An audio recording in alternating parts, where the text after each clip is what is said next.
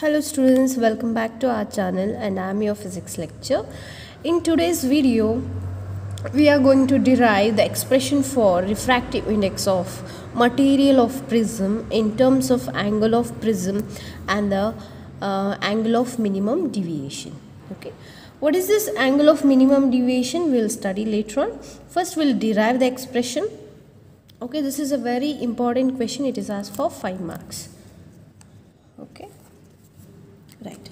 So here I have taken a principal section of a prism ABC. Okay. PQ is a ray of light which is incident on the face AB. Okay. ಇಲ್ಲೇನು ಮಾಡಿದ್ದೀವಿ ನಾವು ABC ಅನ್ನೋ ಒಂದು principal section of ಪ್ರಿಸಮ್ನ ತೊಗೊಂಡಿದ್ವಿ.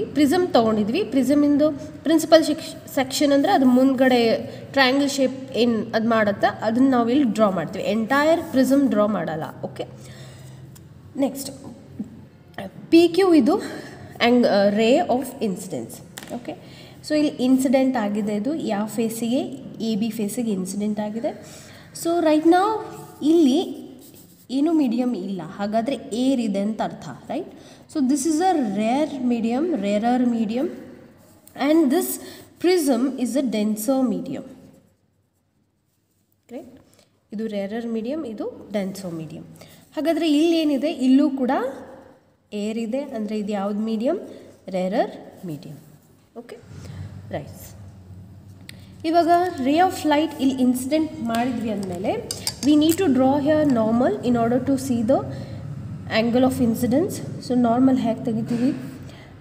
Perpendicular to the face. So this is normal what we have drawn here, perpendicular to the face. So this normal this angle sorry, this PQ ray makes an angle with the normal how much? I.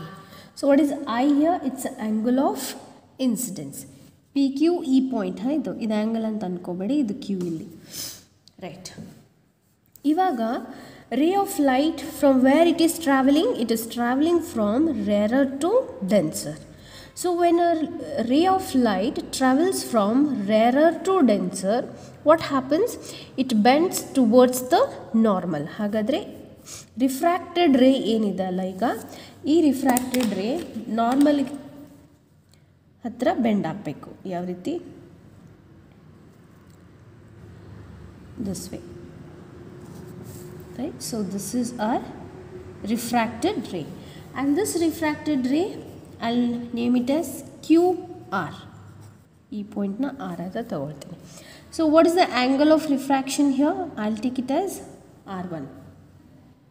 Okay, I will take it as R1.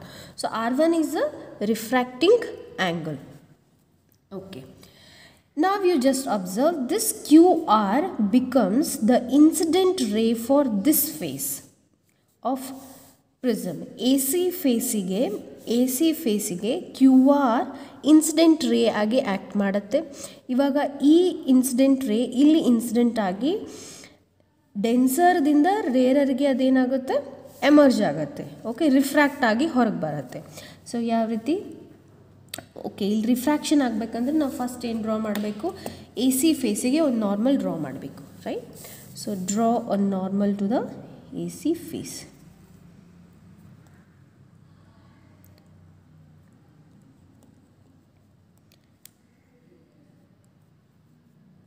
Correct. See now, so this ray, QR ray, is traveling from denser to rarer. Hence, whether it will bend towards the normal or away, it will bend away from the normal. ಹಾಗಾದರೆ ಈ ರಿಫ್ರ್ಯಾಕ್ಟೆಡ್ ರೇ ಹೇಗಿದೆ? ನಾರ್ಮಲಿಂದ ಅವೇ bend ಆಗುತ್ತೆ. So this makes an angle with the normal. that angle I take it as E, emergent angle ಅಂತ ಹೇಳ್ಬೋದು, ಅಥವಾ angle of emergence ಅಂತಲೂ ಕರಿಬೋದು. Okay, this I name it as S. ठीक है, what is A here? This is the angle of prism. In previous video we have learned what is angle of prism, right? Okay, now see here angle of incidence ಬೇಕಲ್ಲ, ಇದು R1 ಅಂತಂದರೆ ಇದನ್ನು ನಾನು ಇಲ್ಲಿ R2 ಅಂತ ತಗೊಳ್ತೀನಿ. Clear? Okay. So what all things we have assumed that we are going to write it down.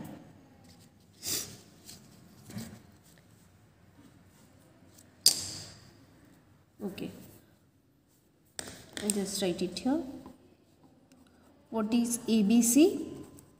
It's a principal section of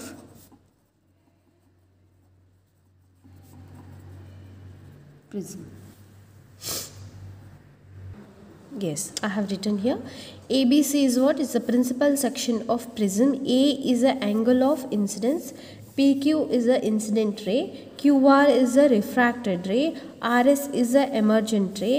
Angle I is angle of incidence. Angle E is angle of emergence. And R1 is the angle of refraction. R2 ಹೇಗೆ angle of refraction ಆಗುತ್ತೆ ಅಂತ ನೋಡೋಣ. See, I told you in my previous video that the light ray will obey the principle of reversibility. ಅಂದರೆ P Q incident ಆಗಿ ರಿಫ್ರ್ಯಾಕ್ಟ್ ಆಗಿ ಮತ್ತು emergent ಆಗುತ್ತೆ. ಈಗ ಈ ಎಮರ್ಜೆಂಟ್ ರೇ ಕೂಡ ನಾವು ಇನ್ಸಿಡೆಂಟ್ ರೇ ಮಾಡಿಕೊಂಡು ಇಲ್ಲಿ ರಿಫ್ರ್ಯಾಕ್ಟೆಡ್ ಆಗಿ ಇದು ಎಮರ್ಜೆಂಟ್ ರೇ ಆಗ್ಬೋದು. ಹೀಗೂ ಆಗ್ಬೋದು, ನೀವು ಈ ಕಡೆಯಿಂದನೂ ನೋಡ್ಕೋಬೋದು ಮತ್ತು ಹೀಗೂ ನೋಡ್ಬೋದು. This is the principle of reversibility. Okay, this can be incident ray or this can become emergent ray. This can become incident ray or emergent ray. Even this path is followed by the light. ಹೀಗೂ path follow ಮಾಡ್ಬೋದಾ ಅಥವಾ ಹೀಗೂ follow ಮಾಡತ್ತದು. ಓಕೆನಾ? So ಯಾವಾಗ light ray R incident ರೇ ಆಗುತ್ತೋ ಆವಾಗ R2 ಏನಾಗುತ್ತೆ? ರಿಫ್ರ್ಯಾಕ್ಷನ್ ಆ್ಯಂಗಲ್ ಆಗುತ್ತೆ. ಸೊ ಅದಕ್ಕೋಸ್ಕರ ನಾವು ಇದನ್ನು R1 R2 ಇಲ್ಲಿ ಆ್ಯಂಗಲ್ಸ್ ಆಫ್ ರಿಫ್ರ್ಯಾಕ್ಷನ್ ಅಂತ ಬರೆದಿದ್ದೀವಿ. ಓಕೆ, ಈಗ ಅಂದ್ಕೊಳ್ಳೋಣ ಪ್ರಿಸಮ್ ಇಲ್ಲಾಗಿತ್ತು. ಪ್ರಿಸಮ್ ಇಲ್ಲ ಅಂದರೆ ಇನ್ಸಿಡೆಂಟ್ ರೇ ಹೇಗೆ ಟ್ರಾವೆಲ್ ಮಾಡುತ್ತೆ ನೋಡೋಣ. This incident ray it would have travelled in a straight path from here, isn't it? ಹೀಗೆ ಹೋಗ್ತಾ ಇದ್ದಿದ್ದು. ಅಗ್ರಿ? ವೆನ್ ಪ್ರಿಸಮ್ ತೆಗೆದುಬಿಟ್ರೆ ಇನ್ಸಿಡೆಂಟ್ ರೇ ಸ್ಟ್ರೇಟಾಗಿ ಹೋಗುತ್ತೆ. ಕರೆಕ್ಟ್? ಇವಾಗ ಈ ರಿಫ್ರ್ಯಾಕ್ಟೆಡ್ ರೇ ಏನಿದೆ ಅಲ್ಲ, ಈ ಇನ್ಸಿಡೆಂಟ್ ರೇ it was the path of light when the prism was not kept. As soon as we keep the prism, what happens to the incident ray? Incident ray shifts, incident ray bends ಅನ್ಬೋದು, ಅಥವಾ incident ray gets refracted. Right? So ಹೀಗಿದ್ದ ಪಾತನ್ನ ನಾವು shift ಮಾಡ್ದಂಗೆ ಆಯಿತಾ? Prism ಇಟ್ಬಿಟ್ಟು incident ರೇ ಪಾತನ್ನ ನಾವು ಚೇಂಜ್ ಮಾಡ್ದಂಗೆ ಆಯಿತು. ಹೌದಾ? ರ್ಯಾರರ್ ಟು ಡೆನ್ಸರ್ ಹೋಗುತ್ತದು. P Q is changing its path. How? In which direction? In RS, isn't it? See, this was incident ray. I'll take this pen. Okay, this was incident ray path, original path. As soon as the prism is kept, what you see? That this ray of light shifts in this direction, isn't it? It's bending. ಹೀಗಾಗ್ತದೆ. Imagine ಮಾಡ್ತಿದ್ದೀರಾ? ಹೀಗಾಗುತ್ತೆ, isn't it? This refracted ray is shifted from its original path. ಇದೆ refraction ಅಲ್ವಾ? So ಇದು shift ಮಾಡುವಾಗ ಎಷ್ಟು ಆ್ಯಂಗಲಿಂದ shift ಮಾಡಿದೆ? How much it is deviated from its original path? How much it is deviated from its original path? Who? Light ray. So light ray ತನ್ನ original ಪಾತಿಂದ ಎಷ್ಟು deviation ಮಾಡಿದೆ? ಅದೇ ಏನು? Angle of deviation. That is nothing but angle of deviation. How much the ray of light shifts from its original path when it gets refracted through prism. That is called as angle of deviation. ಹಾಗಾದರೆ ಇಲ್ಲಿ ಎಲ್ಲಿ angle of deviation ತೋರಿಸಲಾಗುತ್ತೆ ನೋಡಿ. ಇದು original path ಇತ್ತು, ಇದು ರಿಫ್ರ್ಯಾಕ್ಟ್ ಆಗಿದ್ದು. ಈ ರಿಫ್ರ್ಯಾಕ್ಟ್ ಆಗಿದ್ದ ಪಾತನ್ನು ನಾವು ಸ್ವಲ್ಪ ಎಕ್ಸ್ಟೆಂಡ್ ಮಾಡೋಣ ಇಲ್ಲಿ ತನಕ. Okay, or I'll take it as solid line itself, right? So this angle, okay, this angle I'll denote it as delta, small delta. Okay, what is small delta here? It's an angle of deviation.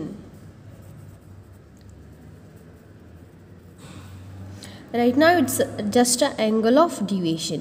What is angle of minimum deviation? Adu bere definition adu met bere ide, we'll see it later on. Right now we understood what is angle of deviation. It's the deviation made by the incident ray of light after it gets refracted through prism, okay, from its original path is called as angle of deviation. ಎಷ್ಟು bend ಆಗಿದೆ ರೇ, okay, ಅಷ್ಟೇ simple. Prism ಇಟ್ಟಾಗ incident ರೇ refract ಆಗಿ ಎಷ್ಟು bend ಆಯಿತು, ಅದೇ ಆ್ಯಂಗಲ್ ಆಫ್ ಡಿವಿಯೇಷನ್. ಓಕೆ, ಅದನ್ನು ನಾವು ಕ್ಯಾಲ್ಕುಲೇಟ್ ಮಾಡಬೇಕಾಗತ್ತೆ ಈಗ. Okay, then will do that. Okay, this point where I have extended the refracted ray, that I'll take it as M. Okay, now let us start the derivation. Okay, in this triangle, in this prism, you just see here the triangle is formed QNR. So in triangle QNR, okay, angle Q we know, R we know, we need to find here angle N. Okay, ಇದು ನಾನು solid lines ಹಾಕ್ತೀನಿ so that ನಿಮ್ಗೆ ಅರ್ಥ ಆಗುತ್ತೆ ಇನ್ನು clear ಆಗಿ. Okay, so we need to find this angle, correct, we need to find this angle N. So sum of all the angles in a triangle is equals to 180 degree. We know this concept. So angle Q plus angle R plus angle N equal to ಎಷ್ಟಾಗುತ್ತೆ 180 degree. We know Q plus R2 plus angle N ಬೇಕಾಗಿರೋದು ನಮಗೆ 180 degree. Okay, so from this I get angle N equal to ಏನಾಗುತ್ತಿದ್ದು 180 degree minus of R1 plus R2, correct. Minus I have taken common, it is understood. Let us take this as equation number 1. Now if you just look for a quadrilateral, in a quadrilateral, which quadrilateral? AQNR. Observe here, AQNR. AQNR. This is the quadrilateral. AQNR. So what is the property of a quadrilateral? The sum of all the four angles of a quadrilateral is equals to 360 degree. And one more property we have, that the two opposite angles in a quadrilateral is always equal to how much? 90 degree. ಹೌದಾ? ಇದು ಗೊತ್ತಿದೆ ನಮಗೆ. Opposite angles ಏನಿರ್ತಾವಲ್ಲ ಅವು ಯಾವಾಗಲೂ ಎಷ್ಟಿರ್ತದೆ? 90 degree. Q angle Q plus angle R ಇದೆರಡು opposite I am telling, opposite. So ಯಾವಾಗಲೂ 90 ಡಿಗ್ರಿ ಇರ್ತದೆ. ಅಂದರೆ ಸಪ್ಲಿಮೆಂಟ್ರಿ ಆ್ಯಂಗಲ್ಸ್ ಸಮ್ ಮಾಡಿದ್ ನೋಡಿದಾಗ ಏನು ಬರುತ್ತೆ? 180 ಡಿಗ್ರಿ ಬರುತ್ತೇನಿಲ್ಲ. ಸೊ ಅದು ಆ ಕಾನ್ಸೆಪ್ಟ್ ಯೂಸ್ ಮಾಡ್ತಾಯಿದ್ವಿ. ಸೊ ಏನದ ಆ concept? Angle A plus angle N ಮಾಡೋಣ. Angle A plus angle N is equals to how much? 180 degree. This is the property of the quadrilateral. Angle A plus angle N is equals to 180 degree. Idenidu property of quadrilateral. Okay, right.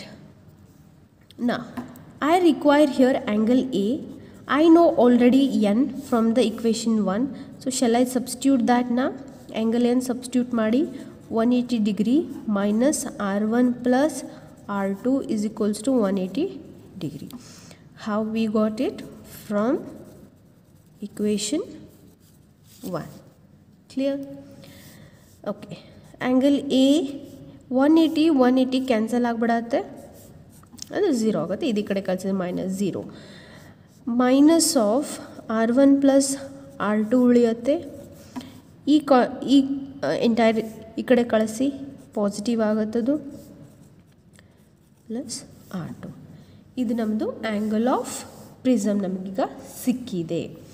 Therefore angle A is equals to R1 plus R2. ಈ angle ನಮಗೆ ಸಿಕ್ತೀಗ. Okay, then ಇವಾಗ ನಮಗೇನು calculate ಮಾಡಬೇಕು? Angle of deviation calculate ಮಾಡಬೇಕು. ನಾವೀಗೇನು calculate ಮಾಡಿದ್ವಿ? Angle of prism. Angle of prism calculate ಮಾಡಿದ್ವಿ. ಈಗ next ಏನು ಕ್ಯಾಲ್ಕುಲೇಟ್ ಮಾಡಬೇಕು? Angle of deviation delta. ಇವಾಗ ನೋಡಿ ಡೆಲ್ಟಾ ಇರೋ ಟ್ರಯಾಂಗಲ್ ನೋಡಿ.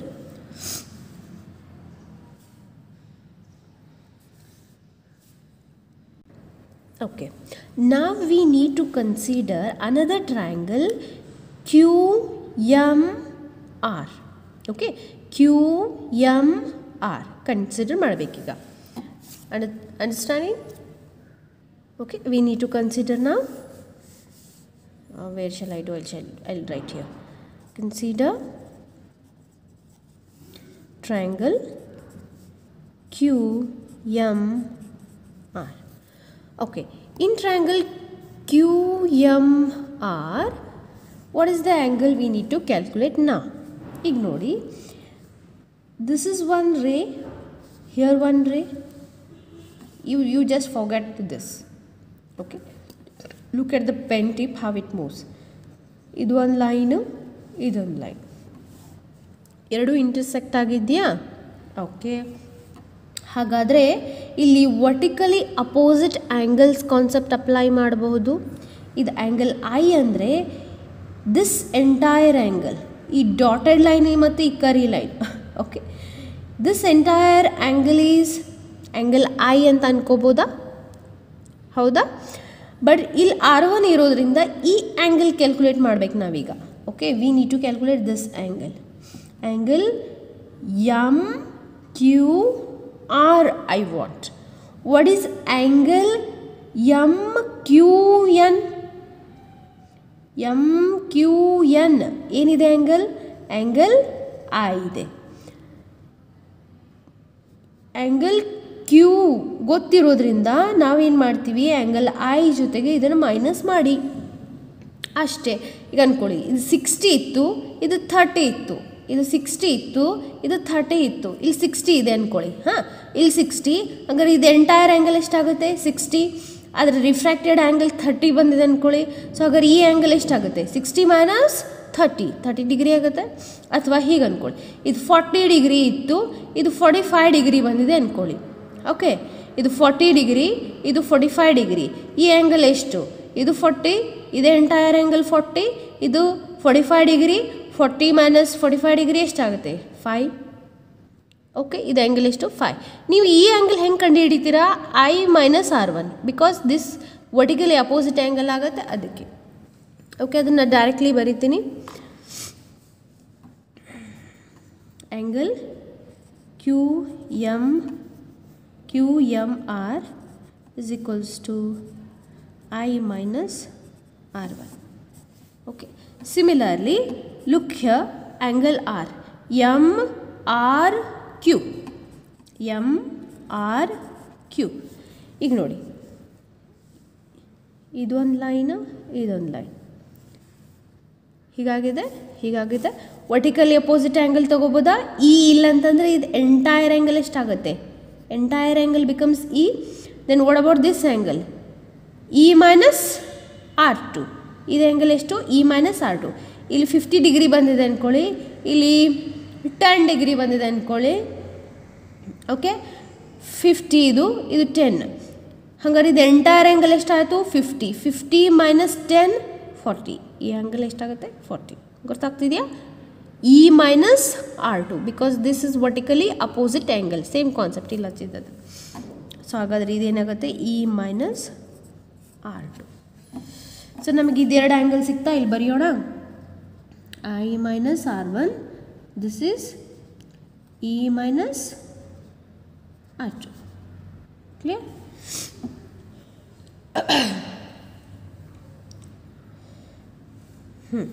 Now look here.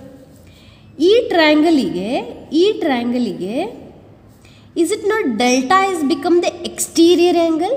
QMR triangle ಗೆ delta is looking like exterior angle. If I draw here somewhere here, ಇಲ್ಲಿ ಡ್ರಾ ಮಾಡಿ ತೋರಿಸ್ತೀನಿ ನೋಡಿ. ಇಲ್ಲಿ ಡೆಲ್ಟಾ ಇದೆ, ಇದು ಎಮ್, ಇದು ಹೀಗಿದೆ, ಕರೆಕ್ಟಾ?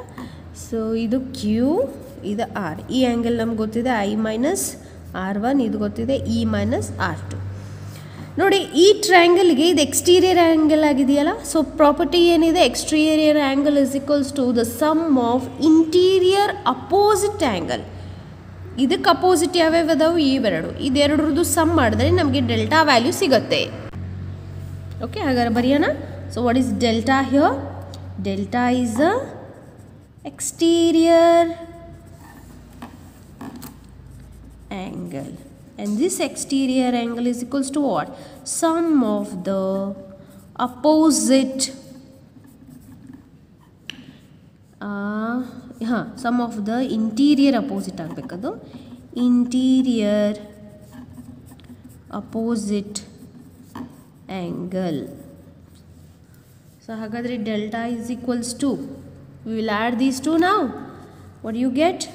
I minus R1 plus E minus R2. Clear?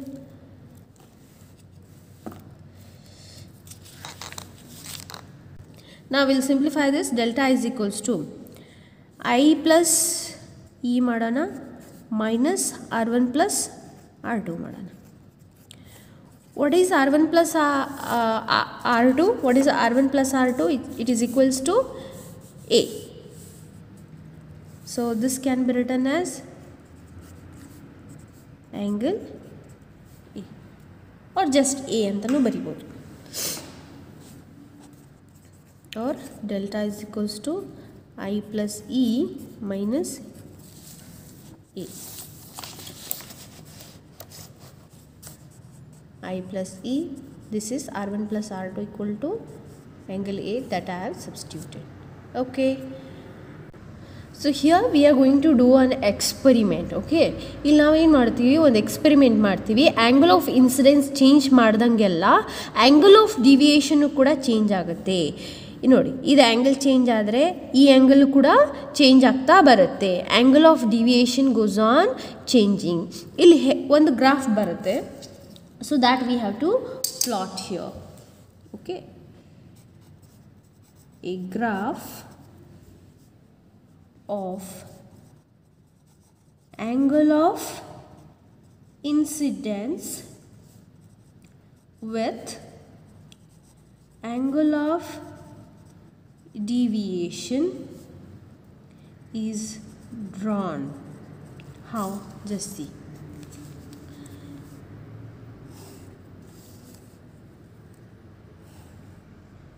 This graph is important in this derivation.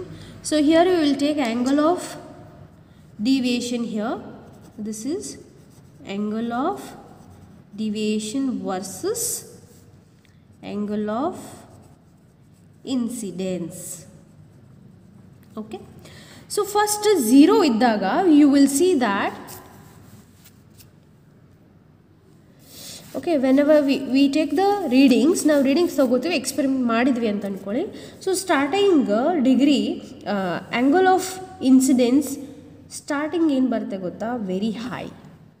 Okay, then as you increase the angle of incidence, angle of deviation first ಹೆಚ್ಚಿಗೆ ಬರುತ್ತೆ. ಓಕೆ, ಫಸ್ಟ್ ಹೆಚ್ಚು ಬರುತ್ತೆ. ಆಮೇಲೆ ನೀವು ಹೆಂಗೆ ಆ್ಯಂಗಲ್ ಆಫ್ ಇನ್ಸಿಡೆನ್ಸ್ ಹೆಚ್ಚಿಗೆ ಮಾಡ್ತಾ ಹೋಗ್ತೀರಿ, ಅದು ಕ್ರಮೇಣವಾಗಿ ಏನಾಗ್ತಾ ಹೋಗುತ್ತೆ, ಡಿಕ್ರೀಸ್ ಆಗ್ತಾ ಹೋಗುತ್ತೆ. ಈ ರೀತಿ ಓಕೆ, ಡಿಕ್ರೀಸ್ ಆಗ್ತಾ ಹೋಗುತ್ತೆ. ಕರೆಕ್ಟ್, ಇಲ್ಲಿವರೆಗೂ. And then as you go on increasing the angle of incidence, ನೀವು ಹೆಚ್ಚು ಮಾಡ್ದಂಗೆಲ್ಲ ನಾವು ನೋಡ್ತೀವಿ ಏನಂದರೆ ಮತ್ತೆ ತಿರ್ಗಾ ಆ್ಯಂಗಲ್ ಆಫ್ ಡಿವಿಯೇಷನ್ ಹೆಚ್ಚಾಗ್ತಾ ಹೋಗುತ್ತೆ. Getting, this is the graph. Initially at particular angle of incidence, say angle I1 ಅಂತ ತಗೊಳ್ಳೋಣ ಇದನ್ನು, ಅಥವಾ I ಅಂತ ತಗೊಳ್ಳಿ, ಈ I, this at particular angle of incidence I just this is I. Okay, you will get maximum angle of deviation ಸಿಗುತ್ತೆ. As you increase the angle of incidence ಹೆಚ್ಚು ಮಾಡ್ತಾ ಹೋಗ್ತಿದ್ದೀರಿ, 30, 35, 40, 45, 50, 55 ಹಿಂಗೆ ಇನ್ಕ್ರೀಸ್ ಮಾಡ್ತಾ ಹೋಗ್ತಿದ್ದೀರಾ ಅಂದ್ಕೊಳ್ಳಿ. ಆವಾಗ ಆ್ಯಂಗಲ್ ಆಫ್ ಡಿವಿಯೇಷನ್ ಏನು ಆಗ್ತಾ ಹೋಗುತ್ತೆ, ಕ್ರಮೇಣವಾಗಿ ಡಿಕ್ರೀಸ್ ಆಗ್ತಾ ಹೋಗುತ್ತೆ. And at a certain point you will see that the angle of incidence increase ಆಗ್ತಾ ಇದ್ದರೂ ಆ್ಯಂಗಲ್ ಆಫ್ ಡಿವಿಯೇಷನ್ ಡಿಕ್ರೀಸ್ ಆಗಲ್ಲ, ಏನಾಗ್ತಾ ಹೋಗುತ್ತೆ, ಇನ್ಕ್ರೀಸ್ ಆಗ್ತಾ ಹೋಗುತ್ತೆ. So this is the point at which your angle of incidence has become equal to angle of emergence E. Okay, this is what the last angle of emergent. So this is the point at which your angle of incidence becomes equal to angle of deviation. ಯಾವಾಗ ಇದು ಆಗುತ್ತೋ ಆವಾಗ deviation ಇರುತ್ತೇನೋ. Angle I equal to angle E ಆಯ್ತಂದ್ರೆ deviation ನೋಡಿ ಇಲ್ಲಿ, angle I equal to angle E ಆಯ್ತಂದ್ರೆ deviation ಏನಾಗುತ್ತೆ, ಮಿನಿಮಮ್ ಆಗುತ್ತೆ, ವೆರಿ ವೆರಿ ಸ್ಮಾಲ್ ಆಗುತ್ತೆ. So this point, at this point we call it as delta ಇದ್ದಿದ್ದು ಏನಾಗುತ್ತೆ, ಇದು ಡೆಲ್ಟಾ ಆಗಿತ್ತು ನಮ್ಮದು. Okay, angle of deviation. So delta ಇದ್ದಿದ್ದು ನಾವು ಡಿ ಅಂತ ತಗೊಳ್ತೀವಿ. ಏನಿದು D is angle of minimum deviation. Okay, so what is delta here? Delta is the angle of deviation. What is angle of minimum deviation? Minimum deviation ಯಾವಾಗಂದ್ರೆ when your incident angle is, ನೋಡಿ ಇದು incident angle, ಇದು refracted angle, ಹೌದಾ, ಈ ಥರ ಇದೆ. Deviation ಏನಾಗ್ತಾ ಹೋಗಬೇಕು, ಕಡಿಮೆ ಆಗಬೇಕು. ಡಿವಿಯೇಷನ್ ಕಡಿಮೆ ಆಗಬೇಕಂದ್ರೂ ಈ ರಿಫ್ರಾಕ್ಟೆಡ್ ರೇ ಹೆಂಗೆ ಹೋಗಬೇಕು, ಹೀಗೆ ಹೋಗಬೇಕು. ಎಸ್, ದಿಸ್ ರಿಫ್ರಾಕ್ಟೆಡ್ ರೇ should go on move upward. ನೋಡಿ ಶಿಫ್ಟ್ ಮಾಡ್ತಾ ಇದ್ದೀನಿ, ಡಿವಿಯೇಷನ್ ನೋಡಿ ಕಡಿಮೆ ಆಗ್ತಾ ಇದೆ, ಕಡಿಮೆ ಆಯಿತು. ನೋಡಿ ಎರಡು ಮರ್ಜ್ ಆಯಿತು.